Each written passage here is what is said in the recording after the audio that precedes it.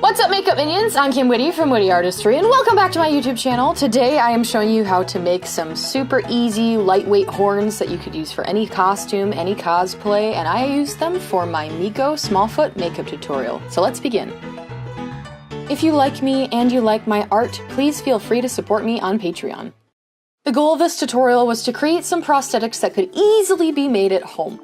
So all you're going to need is some Model Magic, acrylic paint, and acrylic paint sealer, and some sculpting tools.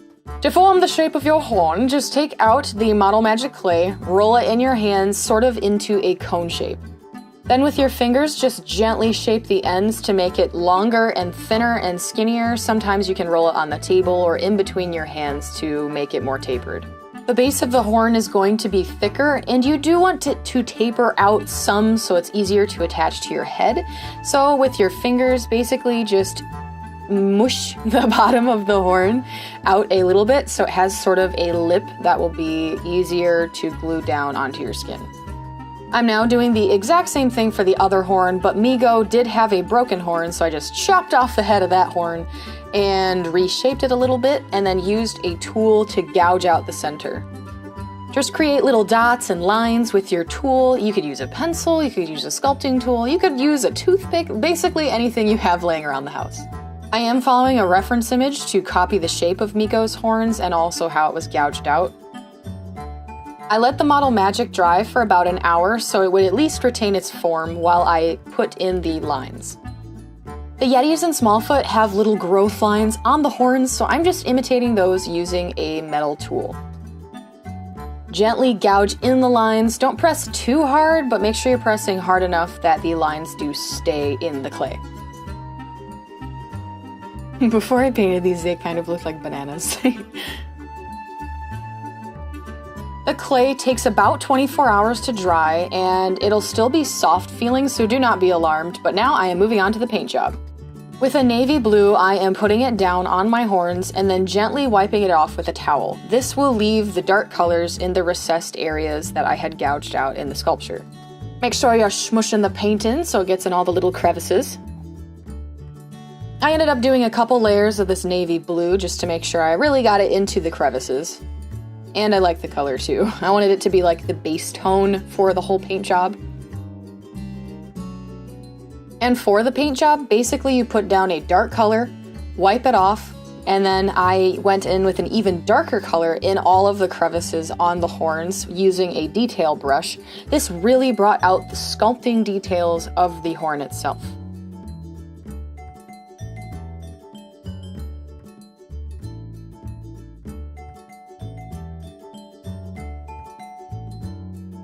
The next step is using a regular blue and going over the entire horn and just brush it on, but don't get it into the crevices so much. Just kind of cover the entire horn. Then I did use a towel a few times to sponge off some areas so you did still see some of the darker tones underneath. Now that that mid-tone blue is done, it is time to add some highlights.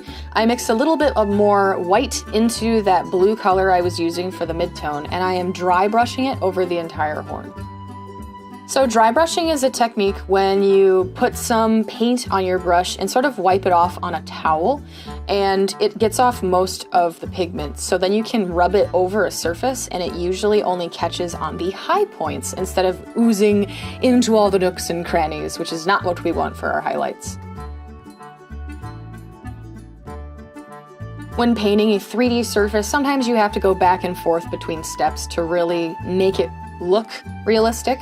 So I am using the dark blue again and my little detail brush just to re-emphasize all the little sculpting details of all those crevices I had done before.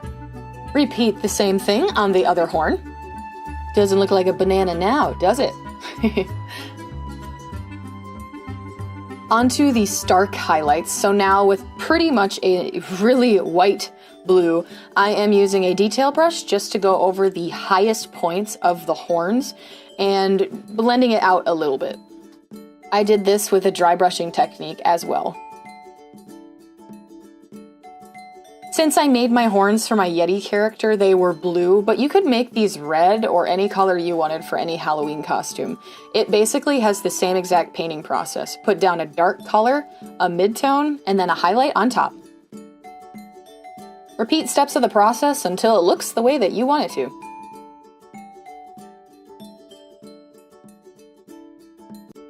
And the last step is to seal in the paint. I am just using a matte paint sealer. And you are done. Thank you all so much for watching. I really hope this horn tutorial helps you out for your costume or your cosplay. Please let me know what you thought in the comments below, and don't forget to hit that subscribe button. See you next video.